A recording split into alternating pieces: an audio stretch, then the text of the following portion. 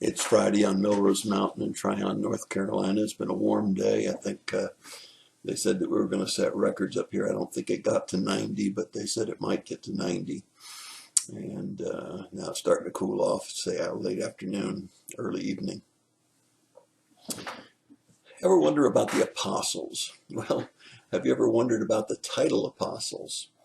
I find that a very hotly debated topic amongst different pastors and theologians. Some take a very narrow position on apostles and say apostles are only those who were with or personally saw in person Jesus Christ. That means, if you want to be legalistic about it, there were 11, and then Judas was disqualified and replaced, not by the drawing of lots as the people drew lots to choose the 12th apostle, but that was replaced by God himself with the person of Paul. Nevertheless, there seems to be a distinction between apostles and disciples.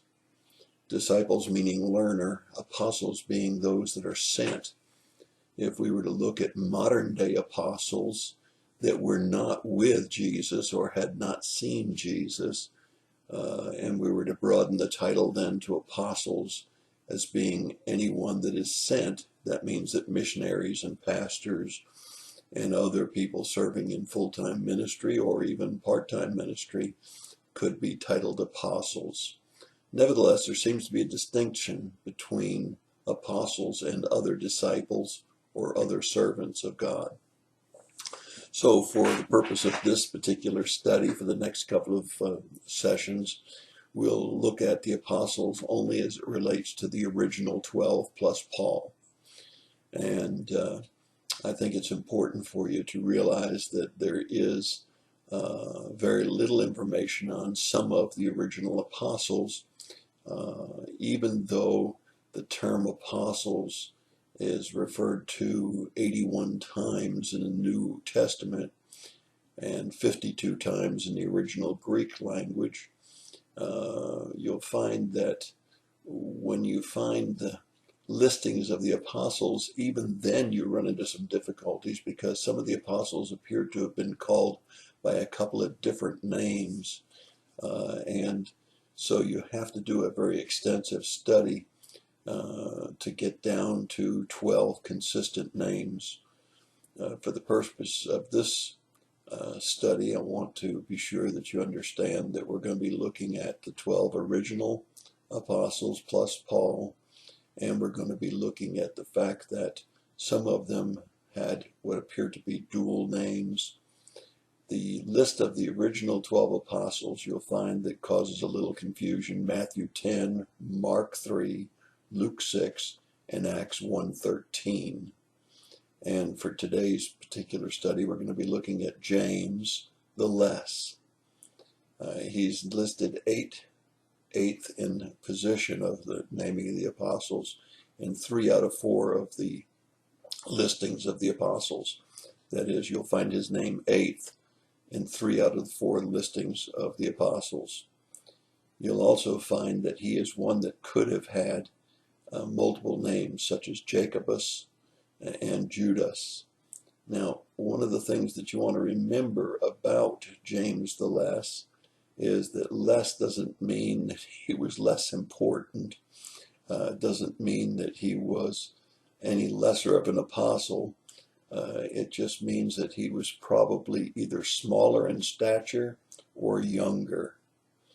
And if you continue to study his characteristics, you'll find that we know that his father was Alphaeus,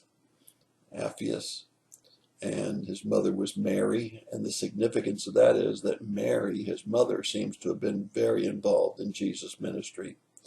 The second of the apostles that we'll look at today is Thaddeus,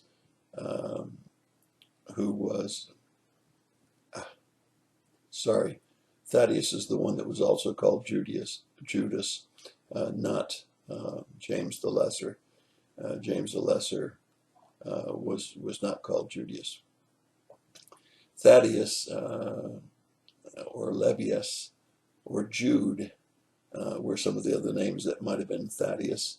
And you'll find that he may have provoked a number of answers from Jesus, which give us a great deal of information about the future and about Jesus' teaching of his disciples. You'll find that in John 14, John 13, where it appears that Thaddeus or Judas or Lebbeus or Jude, all being the same person, may have asked questions that caused these. And so when we look at him, we look at him being someone that was inquisitive and maybe a deep thinker.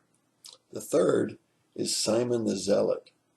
And again, we find that the name may be a little bit misleading. He could have been zealous in the following of Moses' law. That might have been why he was easy to see Jesus, because he saw him fulfilling the things that Moses taught. Or he may have been zealous for Jesus himself. Very, very clearly, he was someone who observed, who served, and who learned. Now, there's some common things that we know about these three lesser known apostles, and that is that they were ones that all observed and served and learned. And if we were to categorize them, we would probably say of all three of these that they had the same characteristics. That is, they were faithful, they had courage, they were teachable, and they were available. I've abbreviated that, as I've learned from other pastors, the word FAT. They were all FAT: faithful, available, and teachable. And the 12 disciples that were called apostles are referred to not by name and not by apostles necessarily, but as the 12, over 73 times. And so we find that although we don't have a great deal of information about fathers and mothers, we don't have a great deal of information about their individual characteristics, as we do with 9 other apostles, they were nevertheless not important. They were very important.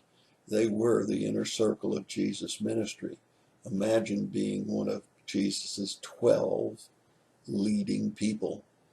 And if we take out Judas Iscariot, imagine being one of the 11 before Paul came along that were the key cornerstone workers in Jesus' ministry here on earth. So let's take our hats off to all three, and please don't let me confuse you by calling James the Lesser and calling him Judas, because it was Thaddeus that had possibly the second name of Judas or Jude. And so we have James the Lesser, not because he was less important, Thaddeus, and Simon the Zealot, 3 apostles who got very little print in the Bible, but were very instrumental in the ministry of Jesus here on earth. And they were personally selected by him and sent by him for ministry.